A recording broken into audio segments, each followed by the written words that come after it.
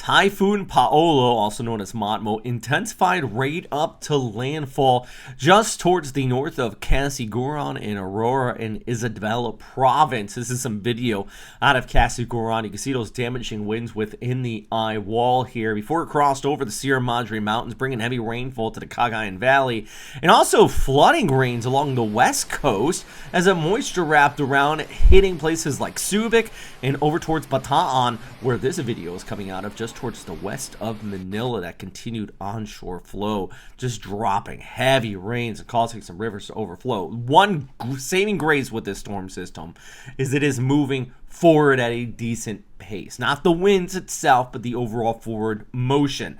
Now it's offshore the Philippines, gradually improving conditions behind it here as we go ahead into our Saturday. And it's got this big donut-shaped eye. That is a classic example of friction mountains basically ripping apart the inner core of the storm system. But it's moving over an area that is expected to allow it to re-intensify as it moves onshore into Hainan and across Guangdong province. Could be back up to maybe a Cat 3 or 4 storm system before coming onshore. By the way, I am meteorologist Robert Spetta.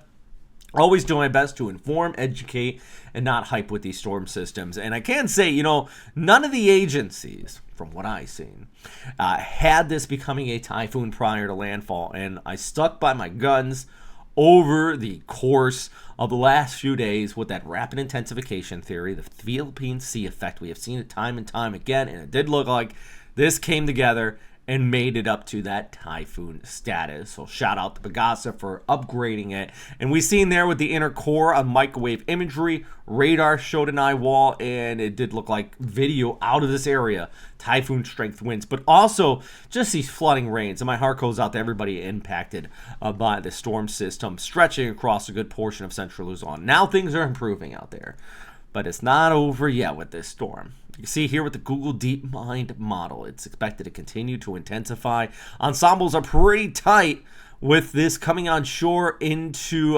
southern China, Guangdong province just south of Zhejiang, just towards the north of Haikou, and basically getting back up to probably that Cat 3 status. Maybe not a super typhoon, but the equivalent of a major hurricane if this was in the Atlantic here.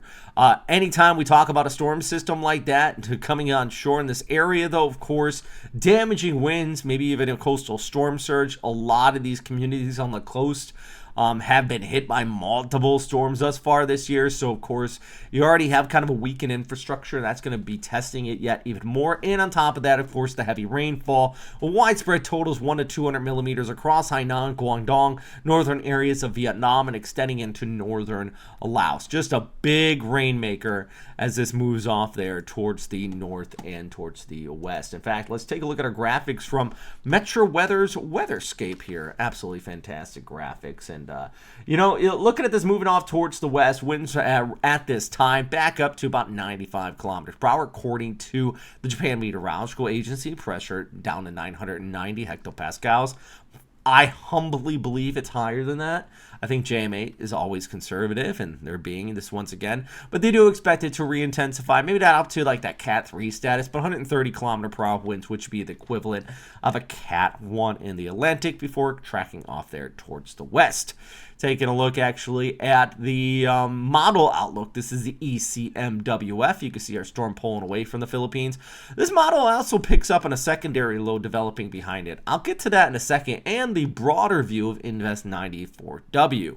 But first off, this does come on shore here into northern areas of Hainan, Haikou, Guangdong province, basically Sunday about midday. That is the time if anybody out here. I know I don't really have a lot of people watching from that area, to be quite honest, but I do have people that watch out of Vietnam. You're not behind the Great Firewall there. And I can tell you, northern areas of Vietnam definitely going to be impacted. Same over towards Hanoi, looking at some fairly rough conditions. These are the same spots that was hit by Mirasol less than a month ago. I gotta build a graph about all these just back-to-back storm systems. Oh my gosh, it's just been so many. Let's pull back the broader picture though, and I want you to see this though, because as this moves towards the west, this is 94W, probably going to be our next named storm system. Thing is, this will not be named by Pagasa. It's well towards the north and east of the Philippines. This is more of a Japan problem, and probably Okinawa. Now, we do have a broad low that is going to increase rainfall for central areas of Visayas, separately in northern areas of Mindanao. Now, this one is problematic for those areas that are impacted by this still ongoing aftershocks and major earthquake in Cebu. Up to, I think, 70 deaths at this point. And the last thing you need is even an LPA that increases the rain. But it does look like by Wednesday, we are going to see that. LPA here, another storm system developing and pushing right over Okinawa. And yes, the southern Japanese islands. In fact, let's pull back the broader picture and we're going to take a look at the ensembles. This is basically from weathermodels.com, and we're going to first look at the GFS if this loads up here for us here. And yeah, you can see the ensembles for our LPA back towards Okinawa, the southern Japanese islands, but it's not terribly concrete. This is the ECMWF here. And what I mean by that is there is high confidence of a storm developing for southwestern Japan. You see all of this, but it's not clustered in the exact same spot. So basically, anybody from the islands here, the Amami Islands, couldn't spit that out, my goodness. The Amami Islands all the way down towards Taiwan with Okinawa right smack in the middle. They need to watch this very closely. In fact, let's jump over to the guidance from the ECMWF, and let's pull back our broader picture here. We're looking at the winds now. And then you can see Invest 94W right here, just towards the south of the Ogasawara Islands. So what I was just showing you was the ensembles. Basically, all the runs, which are about 30 runs, they get averaged together. So that model split it all apart and kind of showed you the confidence. This is the operational, which shows the average of all of that and actually pulls a typhoon just towards the south of Okinawa, maybe over towards Miyakojima. This is the ECMWF. We flip over towards the GFS, both models indicating a very similar setup.